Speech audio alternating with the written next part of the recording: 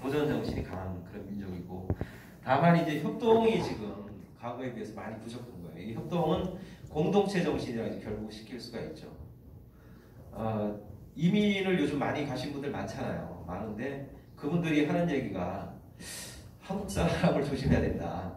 우리 그 동포들끼리 모아가지고 열심히 일해야 되는데 한국 사람을 조심해야 된다.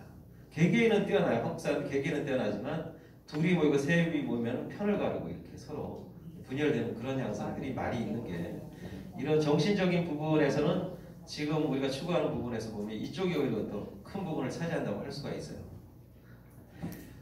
새마을운동 이전의 시대상은 뭐 여러분들 충분히 보셨지만 이렇게 어려운 시기가 있었어요. 1970년까지 농촌의 80%는 여전히 이제 초가집이었고, 제가 이렇게 보면은 사진들 보면은 대부분 여성분들이 머리 이렇게 다 입어봐요. 얼마나 이렇게 힘들었어요. 남자들은 어디가 있었습니까? 남자들은 그 우리 예전에 뭐 우리 다들 한량 뭐 이런 얘기 들어봤잖아요. 한량 뭐 기생집, 니나노, 어제 니나노 이렇게 했었는데, 니나노가 이제 젓가락 상단에 맞서 이게 두드린 게 니나노라고 그러더라고요. 그 뭐 또 노름 이런 것들.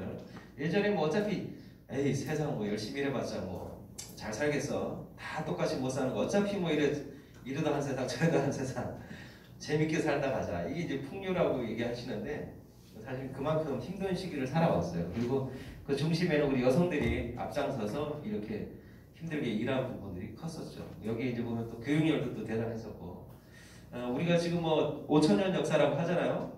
5천년 우리 그 세월 동안 사실 그 우리 역사학자들은 5,000번의 외침이 있었다. 외적의 침입이 있었다.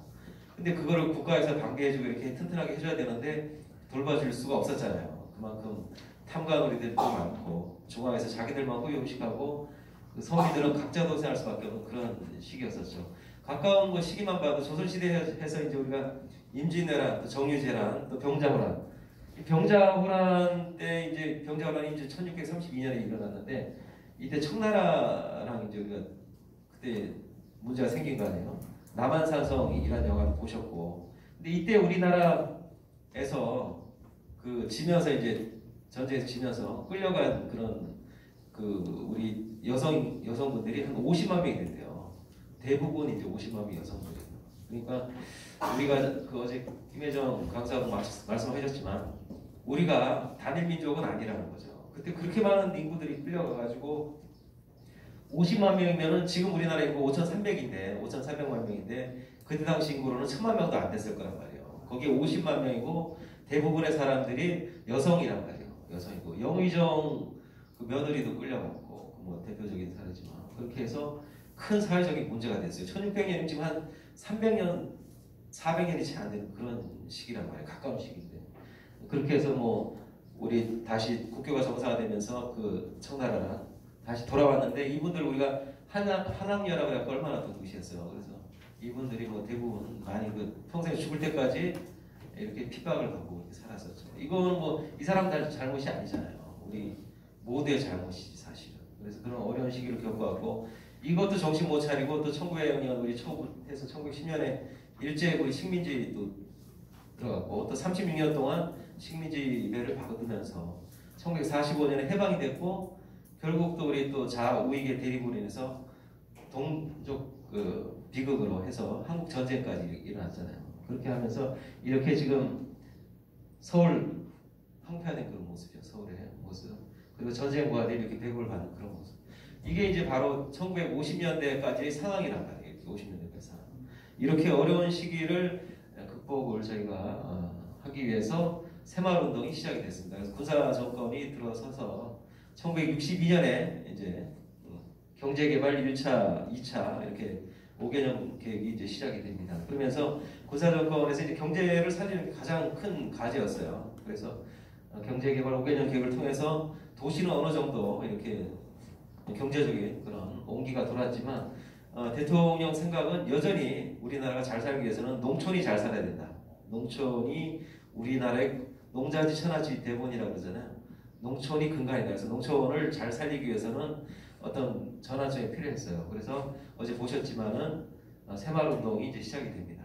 어떤 새마을 가꾸기 사업을 박정희 대통령이 혼자 이렇게 독자적으로 생각한 건 아니지만 어떤 모델을 보신 거예요. 모델을 보시고 나서 거기서 이제 새마을 가꾸기 사업을 시작을 해야 되겠다. 그렇게 하면서 새마을 운동에 대한 이론적인 체계를 모두 정비한 거는 사실 박정희 대통령의 어떤 아이디어에서 전체가 나왔다고 할 수가 있습니다. 그러면서 본인이 1972년 4월에 이제 그 소득 증대 촉진 대회에서 이 말씀을 전체적인 말씀들을 이렇게 하신 거예요. 그러면서 이게 이제 모든 이론적인 이제 토대가 정립이 된 겁니다. 내용들 한번 보시면은 새마을 운동이란 무엇이냐 이렇게 말씀을 하시면서 속담에 논어를 읽고도 논의 뜻을 모른다 이런 말이 있어요. 그게 무슨 말이냐면 단편적인 부분만 안다는 거예요. 그러니까 새마을 운동이 그때도 똑같이 말씀하셨겠죠. 뭐 시멘트랑 철근 가지고 농로를 닦고 다리 놓는 것이다. 이게 새마을 운동이 아니라는 거죠. 이렇게 운운하는 사람들이 있다. 그렇지만 이게 아니다. 새마을 운동은 잘 살기 운동이고 그 잘 사는 게 어떤 거냐. 그때 당시 최대의 그 가지에 있던 빈곤 탈피 그리고 소득이 증대돼야 되고 농촌이 부유해지고 또 여유 있고 품이 있고 문화적인 생활을 할 수 있는 이런 농촌이 돼야 된다. 근데 이때 당시에 뭐 전기가 있었습니까? 뭐 전화가 있었습니까? 아무것도 할 수가 없었잖아요. 전기도 안 들어왔잖아요, 이때 그죠? 대부분 뭐 전기도 없이 그렇게 깜깜하게 일찍 주무시면서 우리 지금 뭡니까 이렇게 전쟁들 인구가 얼마나 많이 늘었어요 이때 베이비 부머 세대들이었잖아요. 전쟁 이후에는 항상 베이비 부머 세대들이 많이 생긴다. 많이 이제 돌아가셨으니까. 그리고 이웃끼리 서로 사랑하고 상부상조하고 또 알뜰하고 살기 좋은 그런 마을을 갖고 와야 된다 이렇게 말씀하신 거예요. 이게 어떻게 보면 새마을운동의 요지라고 할 수 있어요. 오히려 이렇게 해서 체계를 갖추셨고요. 그리고 어떻게 해야 잘 살 수 있냐 그 방법을 이제 말씀을 하시는데 방법은 뭐 다 알고 있다고 이제 사실 우리가 잘 살기 위해서는 어떻게 해야 되는지 다 알잖아요. 모르는 사람 없잖아요. 뭐 하다못해 우리 할머니도 한글 모르는 할머니들도 어떻게 하면 잘 살 수 있는지 다 안단 말이에요. 근데 그걸 실천을 못한다는 게 문제라는 건데 일단 부지런해야 된다. 이게 부지런해야 되는 근면이죠. 자조정신이 강해야 된다. 서로 이제 땀 흘려 일해야 된다는 거예요. 그리고 온 마을 사람들이 협동정신이 강해야 된다. 협동정신이 강해야 된다. 그리고 부지런한데 한 사람이 부지런하면 안 되고 온 마을, 온 식구, 온 동리 사람들이 전부 부지런해야 된다. 이렇게 말씀을 하셨고 그리고 이제 또 가장 중요한 게 또 협동이라고 여기서도 이제 말씀을 하셨어요. 협동의 원리에 대해서는 일단 우리가 혼자서 어떤 일을 하면 힘에 부쳐요. 혼자서 하다 보면은 한계에 부딪히기 때문에 쉽게 이제 자포자기를 하게 되는데 둘 이상이 모이면은 한 사람 이상 또 두 명이 모이니까 둘 이상의 힘을 발휘할 수 있다는 거죠. 그걸 이제 시너지 효과라고 하잖아요, 영어에서. 그래서 이제 알파라고 표시를 했는데 일단 능률이 오른다. 두 사람 이상이 모여서 하면 능률이 오르고 또 단결심이 강해지고 또 자신이 생긴다. 할 수 있다라는 거. 우리가 먼 이런 거 장거리를 가기 위해서는 혼자 가지 않고 친구랑 같이 가야 그랬잖아요. 왜냐하면 혼자 가다 보면은 서로 이제 자기 자신과 타협을 하고 포기를 한단 말이에요. 그렇지만 먼 곳을 가기 위해서는 옆에 동료가 있다고 하면 먼 곳을 갈 수가 있어요. 힘든 것도 거뜬히 할 수가 있고 그래서 이 협동 정신을 강조를 많이 하셨습니다. 그리고 또 새마을운동의 성공적인 요인 중에 하나가 바로 이제 유능한 새마을 지도자가 있었는데 이 새마을 지도자가 유능한 불황의 지도자가 있고 없고는 사업 성패의 관건이다 이렇게 얘기했어요. 우리 뭐 그 남미나 이런 데 보면은 그 얼마나 부정자원이 많아요. 자원이 그렇게 많은데도 불구하고 그 나라들이 잘 사는 건 아니잖아요. 지도자들이 어떻게 하냐에 따라 가지고 그 나라가 부강을 해지는 거예요. 근데 지금 말씀하신 것처럼 유능한 우리 그 지도자가 있고 없고가 사업 성공의 관건이라는 거죠. 그래서 새마을 지도자는 신망이 두텁고 그리고 설득력이 있고 또 불황의 발전을 위해서 헌신적인 그런 생각이 있어야 되는 거죠.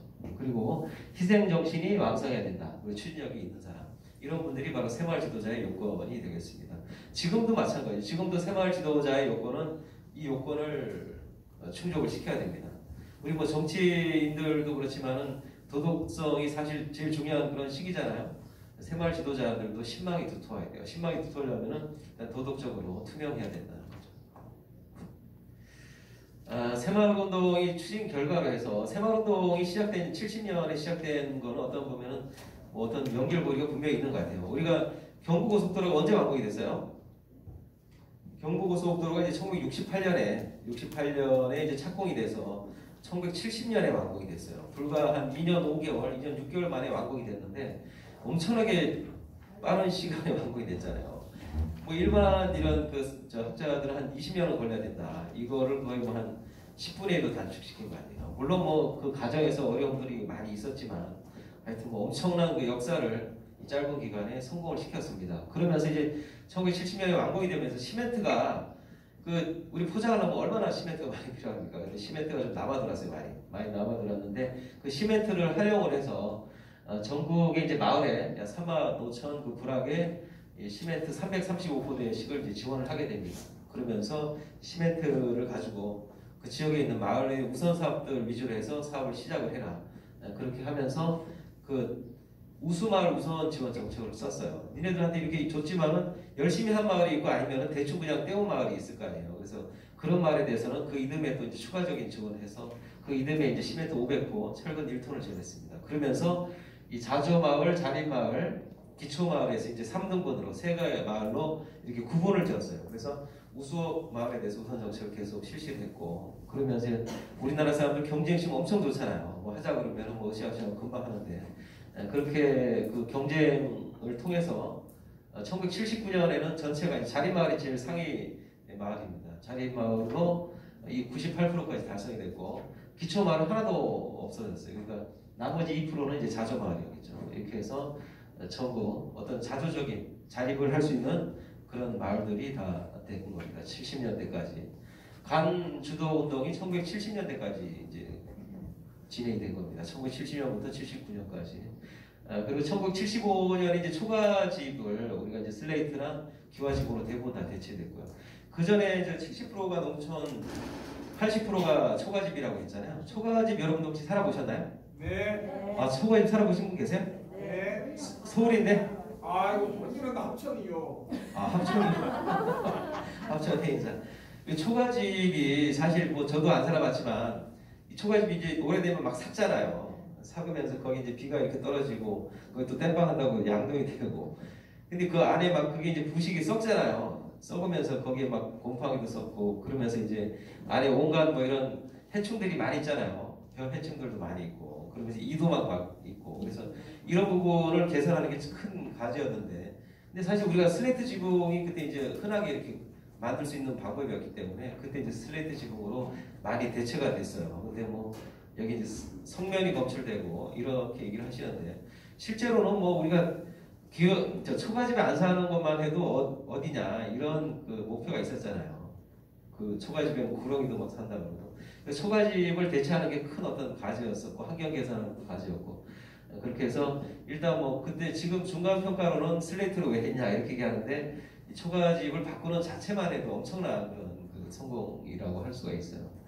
그리고 이제 280만 원 농가주택 그 정기 공급을 해서 당시 이제 20% 수준에서 1978년에는 98%까지 전기가 이제 다 들어왔고 전화도 이제 점점 보급이 됐죠. 그러면서 이게 새마을운동이 초기 시작된 게 농촌을 잘 살기 위한 그런 운동이었잖아요. 그런데 1974년에는 그 목표를 달성을 했습니다. 그래서 농촌 소득이 도시 근로자 평균 소득을 상회하는 그런 결과로 이어졌습니다. 그리고 여러분들 혹시 50원짜리 보면 어떤 뭐 거기 뭐가 있어요? 50원. 어? 벼 있죠. 벼. 우리 얼마나 그게 그 지독한 그런 아픔이었으면 이 보릿고개를 극복하기 위해서 이 통일벼 이 벼 품종을 개량을 해가지고 통일벼 이제 품종을 개량했어요. 그러면서 그 50원짜리 보면 그게 나온 게 그 통일벼예요. 통일벼. 그래서 이 통일벼 대량 보급을 해서 식량 작업 자족도 이뤘고요. 그래서 보릿고개도 이제 극복을 하게 됐습니다. 그러면서 1970년대 이후부터 이제 중반부터 해서 이 농촌에 시작된 새마을운동이 도시로 확대되고 이제 직장, 공장, 부녀 새마을운동, 또 학교 새마을운동까지 이렇게 한라산처럼 일어났습니다. 다음 이제 조직을 한번 말씀드릴게요. 어제 뭐 우리 중앙 회장님이 말씀하셨지만 새마을운동에 대해서 일부에서는 새마을운동이 너무 보수적이 아니냐, 지금 보수층을 대변하는 게 아니냐 이렇게 말씀하시는데 실제로 새마을운동이 시작될 때만 해도 이 지금 새마을운동이 보수적인 부분은 아니었어요. 오히려 전라도 쪽에서도 이렇게 많이 확산이 된 그런 경향이 있었고 뭐 아까 거기도 마찬가지고 강주 이렇게 그쪽 쪽에 이제 촉진 대회가 이제 있었던 거고 지금 그 우리가 새마을운동이 너무 우측이라고 생각하시는 분들이 있는데 그래 지금 정권이 지금 어떻게 보면 민주화 정권이잖아요. 진보 정권이고 거기에서는 새마을운동을 이제 간변단체라고 비하하고 폄하하는 그런 사례가 많이 있었죠. 그렇지만 그 새마을운동에 대한 어떤 그 전환점이 있었던 게 이제 대통령이 되고 나서 해외 순방을 가면은 그 외국의 지도자들이 새마을운동을 좀 자기 나라에도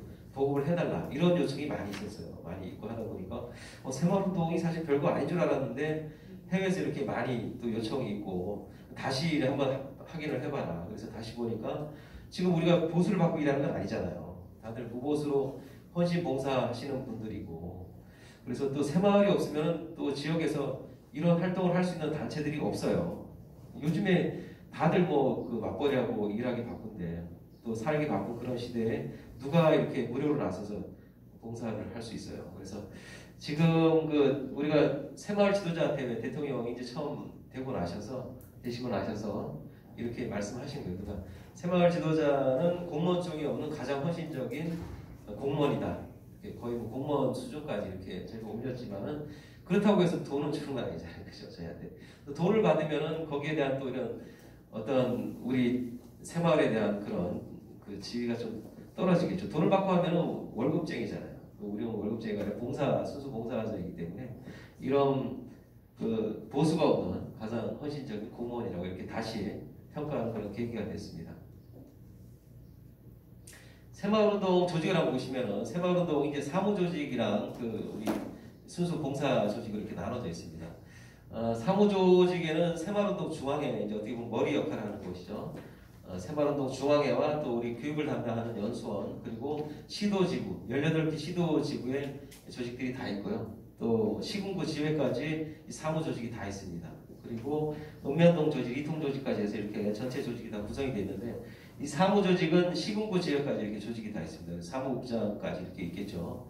그리고 나머지 이제 그 새마을운동 중앙회 산하에는 5개 회원단체가 있습니다. 우리 남자들로 구성된 중앙협의회, 또 여성들로 중심이 된 분여회, 그리고 직장공장 새마을회, 문고중앙회, 또 새마을문고중앙회 이렇게 5개 회원단체가 새마을운동 중앙회 산하에 이렇게 있습니다. 그리고 또 외부에서 지원해주는 그런 유관단체로 해가지고 대학 교수 새마을회가 있고 또 교탐공사대 또 새마을 사랑모임 중앙회로 해서 각 그 전직의 이제 회장들 있잖아요. 우리 현직에서 물러나신 분들이 지원 이렇게 해주는 그런 새마을 사랑모임 봉사대가 이렇게 있고요.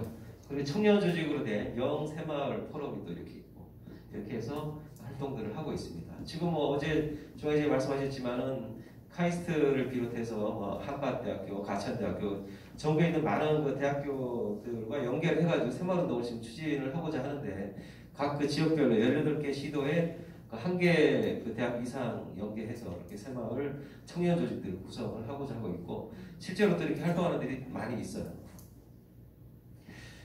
그리고 이제 또 실무적인 차원인데 여러분들 그 회의들을 많이 하시잖아요. 회의들 많이 하시는데 보통 회의를 어디서 하세요? 주민센터. 우리 새마을 회관에서 그리고 주민센터에서도 많이들 하시고 그래서 이렇게 회의를 하실 때는 격식을 갖춘 그런 회의장에서 회의를 좀 해주시고 그리고 가급적이면은 그 우리 새마을 회의를 할 때 그 동장님이라든지 아니면은 또 시군구 또 의원들 아니면 또 우리 파출소장님, 보고소장님 뭐 이런 분들 다들 모시고 우리 그 새마을 사업을 어떻게 하고 있다는 것을 알리고 같이 협조를 받을 수 있도록 그렇게 격식 있는 회의로 진행을 해주기 바랍니다. 그렇게 되면은 새마을 지도자들 또 회장들 말고 우리 지도자들이 자긍심이 또 올라가잖아요. 자부심도 가질 수가 있고 그렇게 해서 격식 있는 그런 회의들을 해주시기 바라겠고 여러분들 이게 뭐죠? 사업일지잖아요. 사업일지들 다 쓰시죠? 사업일지는 이제 동단위 이상에서 이제 사업일지를 많이 쓰시는데 이 사업일지 작성이 사실 잘 안 되고 있어요. 우리가 이 사업일지는 다른 말로 역사일지라고 하는데 우리가 연초에 이 사업일지를 이제 배부를 해드리고 연말에 이걸 이제 다시 수거를 해가지고 평가를 하는 그런 형태로 지금 추진하고 있는데 이 사업일지 보면은 참석 인원이 누가 있고 또 회비는 얼마나 걷어 있고 어떤 사업을 몇 월 며칠에 추진을 했고 어떤 분이 참석을 했고 뭐 이런 구체적인 모든 사항들이 여기 다 기재가 돼 있어요. 그래서 나중에 보면은 저희가 수고를 하다 보면 여기 그렇게 두껍지 않은데 여기를 반도 못 채운 데가 있고 이걸 몇 건을 또 덧대가지고 이걸 또 만든 분들이 있어요. 그러면은 이 동네가 사업을 잘했네 못했네 이걸 평가를 할 수가 있거든요. 그래서 이 사업일지를 좀 작성을 해주시면 나중에 우리 모르고 이제 새로 이렇게 되신 분들 많이 계시잖아요. 새마을 이제 회장으로 새로 되신 분이 계신데 막상 전직 회장들이랑 사이가 안 좋다고 하면은 단절이 되는 거 아닙니까? 그럼 사업이 이제 어떻게 보면은 연속성이 떨어져요. 그래서 이런 부분들이 있으면은 요걸 보고 바로 사업을 시작을 할 수가 있는 거예요. 어떤 협조를 받을 수도 알 수가 있고. 그래서 사업일지 작성을 잘 좀 해주시길 바라겠습니다. 다음 이제 재정 부분인데 여기까지만 하고 좀 잠깐 쉴게요. 여러분 그 동에 보통 기금이 얼마 정도 있어요?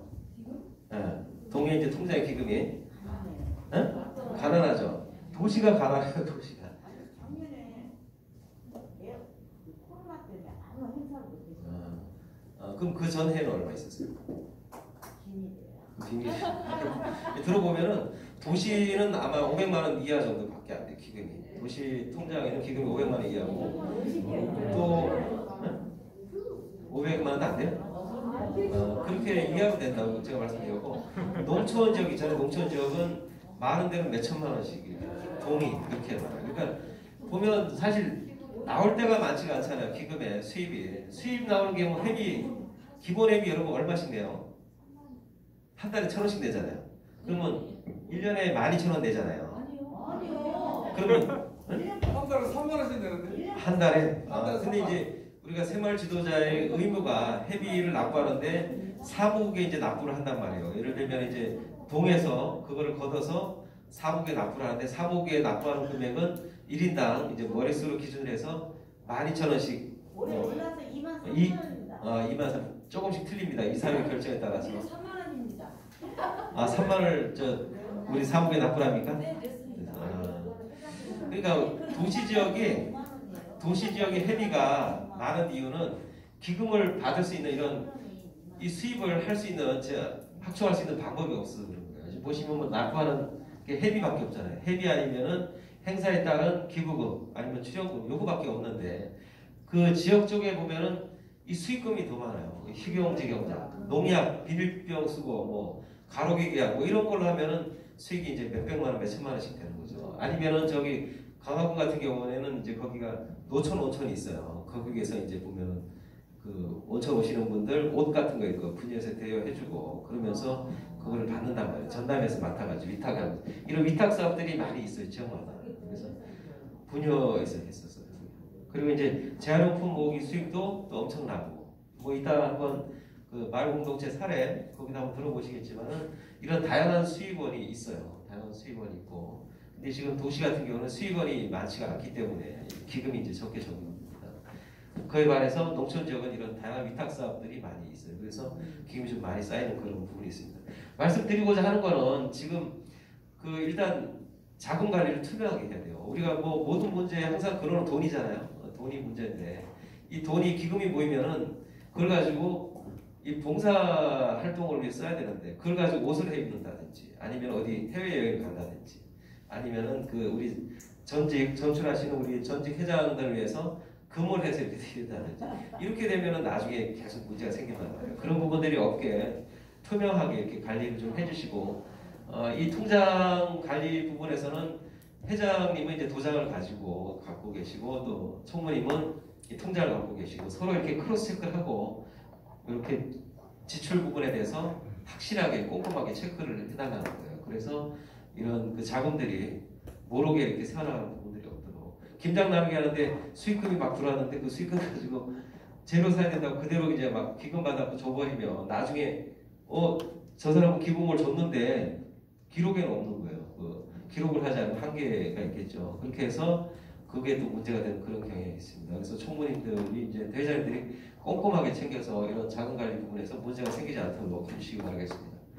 자 이제 좀 쉬시고 그리고 조금 더 얘기할게요. 50분까지 쉬겠습니다. 50분까지 쉴게요.